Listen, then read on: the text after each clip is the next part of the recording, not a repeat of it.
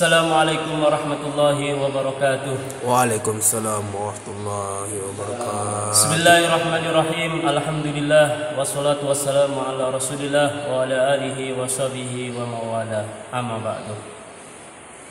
Kita lanjutkan kajian fikih kitab Kasifatus Sajah. Mudah-mudahan Allah senantiasa memberikan keistiqomahan untuk kita semuanya dalam lindungannya, dan mudah-mudahan kita semuanya dijaga kesehatan kita, amin amin ya rabbal alamin. Faslun ay hada faslun alamatul bulughi thalathun tamamu 15 sanatan fi dzakari wal unsa wal ihtilamu fi dzakari wal unsa litis'i sinina wal haidu fil unsa litis'i sinina. Fasal ini menerangkan tentang tanda-tanda balik. Kira-kira jamaah sudah balik atau belum? Mari kita sama-sama membaca kitab ini. Alamatul bulughi, tanda-tanda balik. Kalau balik berarti dia wajib untuk mengerjakan apa yang diperintahkan oleh Allah, atau dikatakan dengan mukallaf, ya. Arti bedakan mukallaf dan mu'alaf. Kalau mukallaf itu orang yang sudah terbebani untuk mengerjakan perintah-perintahnya Allah. Kalau mu'alaf yaitu orang yang baru masuk Islam. Siapakah tanda-tanda dari kebalikan ini? Salasun yaitu ada 3. Tanda-tanda balik yaitu ada 3. Kalau masuk dalam 3 ini, kriteria ini berarti sudah dikatakan balik. Jadi orang tua perlu diketahui, kita harus memperhatikan anak-anak kita. Tamamu 15 sanatan fi dzakari wal unsa. Sempurna umur 15 tahun atau sempurna 15 tahun umur, baik bagi laki-laki dan perempuan. Kalau sudah punya anak berumur 15 tahun, baik laki-laki maupun perempuan, berarti sudah dikatakan masuk tanda alamat balik.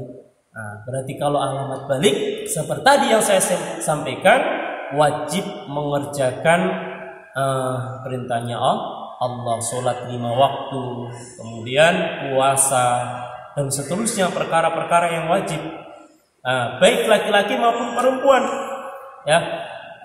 Kalau di sini dikatakan sampai batasan manakah hitungan seorang anak dihitung mulai 15 tahun. Ketika sang anak, sang bayi keluar dari rahim seorang ibu, maka itu sudah dikatakan hitungan. Dalam hitungan ini menggunakan hitungan Qamariyah, Hijriyah. Jadi kita seorang orang tua memang harus menghitung, anak kita lahir itu bulan apa, bukan hitungan Samsiyah, Qamariyah. Kalau Qamariyah yaitu Hijriyah, artinya mulai pas tanggal 1 Syawal anak kita lahir. Mulai dari itulah anak keluar dari rahim ibu, maka itulah menjadi hitungan dari umur anak tersebut sampai umurnya 15 tahun, baik laki-laki maupun perempuan. Kemudian yang nomor 2, wal ihtilamu fi dzakari wal unsa. Bermimpi, mimpi keluar sperma, baik laki-laki maupun perempuan. Ihtilam ini ihtilam yaitu bermimpi.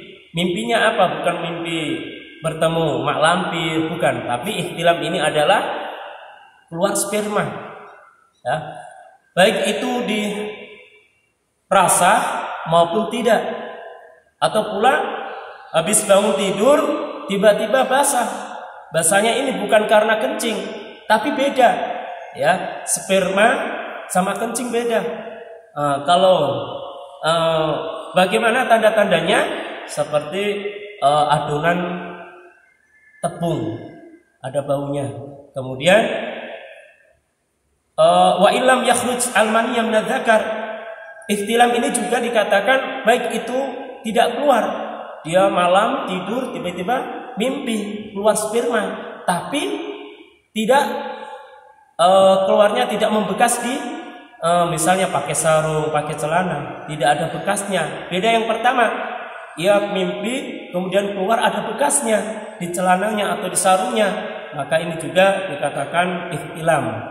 Maka inilah tanda-tanda dari kebalikan seseorang anak atau laki-laki maupun perempuan. Dari disitulah kewajiban untuk mengerjakan perintahnya Allah. Jadi ihtilam ini adalah yang nomor 2, bermimpi keluar sperma, baik itu mimpinya ada tandanya maupun tidak. Wal haidu fil unsa litis isinina. Dan yang nomor 3 adalah tanda-tanda kebalikan seorang haid bagi seorang perempuan yang berumur 9 tahun. Nah, yang haid itu adalah seorang perempuan, laki-laki bukan haid. Tapi kalau tidak sholat berarti malas. Nah, haid bagi seorang anak perempuan yang berumur 9 tahun. Kalau sudah punya anak berumur 9 tahun, walaupun itu lahdotan, walaupun itu 1 tetes darah haid, maka seorang perempuan itu, anak perempuan itu sudah dikatakan seorang anak yang balik dan wajib untuk mengerjakan perintahnya Allah. Beda kalau belum balik, ya, umur 9 tahun, 8 tahun belum balik, ya berarti tidak kewajiban mengerjakan sholat 5 waktu, tapi seorang tua harus untuk mengajarinya. Tapi kalau berakil bagaimana? Itu telah dibahas panjang. Jadi umur yang 9 tahun bagi seorang perempuan kalau sudah haid, maka ini juga dikatakan sebagai tanda-tanda dari kebalikannya. Kalau laki-laki tidak. Jadi yang nomor 3 ini sama yang nomor 1. Kalau nomor 1 yaitu tandanya kan sempurna umur 15 tahun bagi laki-laki maupun perempuan. Tetapi tanda balik yang nomor 3, seorang perempuan saja yang haid di umur yang 9 tahun. Jadi hitungan tadi yang saya sampaikan, ketika anak itu keluar dari rahim ibu, maka dihitung dari hitungan Komariah. Kalau anak itu sudah ada tanda-tandanya, anak perempuan itu ketika mungkin ngobrolnya seorang sama ibunya, maka ia kasih tahu sama ibunya, berarti ia sudah dikatakan dengan masuk dalam tanda-tanda balik. Kemudian ada tambahan lagi, annahu yajibu 'alal aba wal ummahat. Wajib bagi seorang ayah maupun seorang ibu untuk mengajari anaknya, yaitu fardu kifayah. Ya, fardu kifayah bagi seorang ayah dan ibu untuk mengajari anaknya tentang masalah toharoh, sholat, dan ilmu-ilmu syariat. Ya, kita dibebani seorang ayah, seorang ibu mempunyai hukum fardu kifayah. Tapi salah satu mengajarinya sudah gugur. Tapi kalau tidak mau mengajarinya sama sekali, maka dosa. Dikatakan fardu kifayah adalah fardu yang sifatnya kolektif. Satu orang mengerjakan ya sudah gugur. Jadi seorang ayah mengajari anaknya tentang masalah toharoh, tentang masalah sholat, tentang masalah syariat agama, maka sudah bergugur seorang ibu. Sebaliknya, seorang ibu mengajari kepada anaknya tentang masalah tadi, toharoh, sholat, dan sebagainya, maka sudah gugur. Tapi kalau semuanya tidak mau mengajarinya, dikasih biar, maka seorang ayah dan ibu mendapatkan dosa. Inilah kewajiban seorang ayah dan seorang ibu. Bukan hanya berarti nikah langsung punya anak, dikasih tinggal, dikasih makan, minum saja, tidak. Tapi seorang ayah dan ibu berkewajiban untuk mendidiknya. Lantas bagaimana kalau misalnya sibuk semuanya? Yang seorang ayah sibuk kerja, seorang ibu sibuk kerja, maka wa mu'natun ta'limihi. yaitu seorang ayah ibu mencari seorang ustadz untuk mengajarinya, maka ini juga bisa menggugurkan dari fardu kifayah. Memanggil seorang ustadz untuk mengajari anaknya masalah toharoh, masalah sholat, mengaji dan seterusnya, maka ini juga menggugurkan dari kewajiban orang tua. Makanya orang tua inilah peran untuk mendidik anaknya. Kalau sibuk semuanya ya berarti ada jalan lain, yaitu memanggil ustadz untuk mengajari tentang masalah sholat, toharoh dan seterusnya. Bahkan di dalam sabdanya baginda Rasul sallallahu alaihi wasallam, muru auladakum bis sholati wa hum abna'u sab'a sinina. Seorang orang tua memerintahkan kepada anaknya, mengajari anaknya untuk sholat, yaitu ketika mereka berumur 7 tahun. Diperintahkan, bukan wajib ya, tapi menggunakan fi'il amar, perintahkan, tapi tidak dosa kalau anak itu tidak sholat. Dari umur 7 tahun inilah anak kita untuk diajari.